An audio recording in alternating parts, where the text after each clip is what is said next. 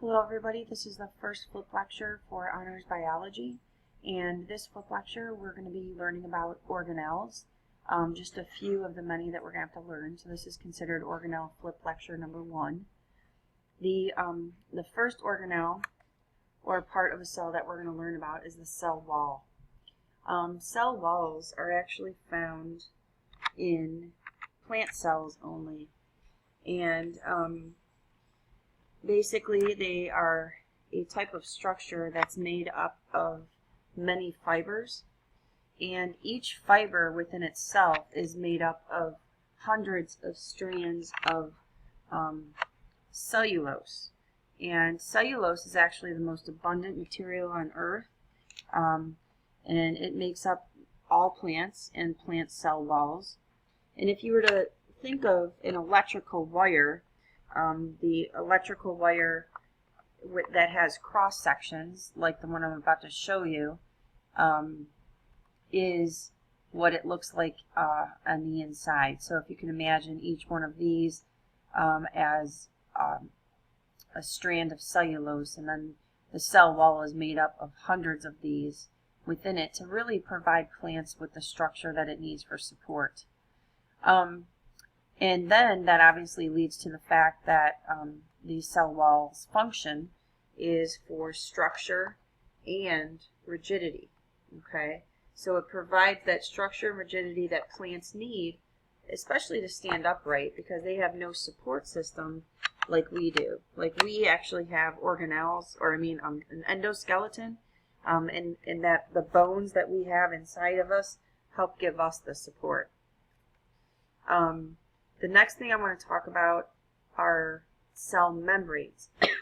We find cell membranes both in plant and animal cells, and in bacteria too, in prokaryotic cells.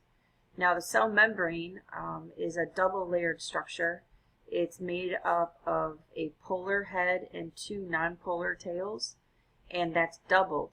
So it's a double layer of what we call phospholipids. So they kind of look like bunny heads, a phospholipid, and so the cell membrane is made up of 2 of those, and this membrane is embedded with proteins, and these proteins each have a certain job.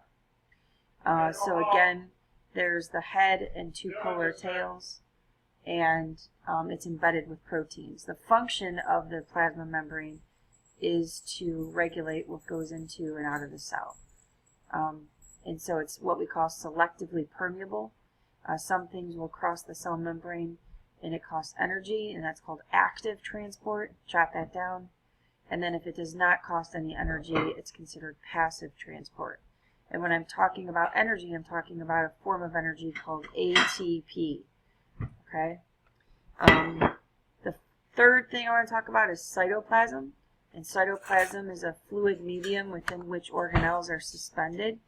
It also helps the cell to transport materials from one area to another, so it makes it easy to move stuff around from one part of the cell to another part of the cell. It keeps the cell expanded, so it gives it some shape as well. And then the final part of the cell that we need to know about for this particular flip is the cytoskeleton. And you see the word skeleton is in there. The cytoskeleton has long fibers, and those fibers are filled within the cytoplasm.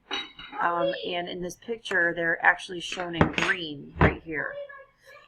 The function of it acts like a highway for the transport of molecules, and again, a support system. So we'll go back to that picture, and here we go. So the cytoskeleton, I want you to understand that the cytoplasm is not just jelly-like. Within it, there's fibrous proteins called cytoskeleton, and that is pictured here to the right. And that is the end of this first flip.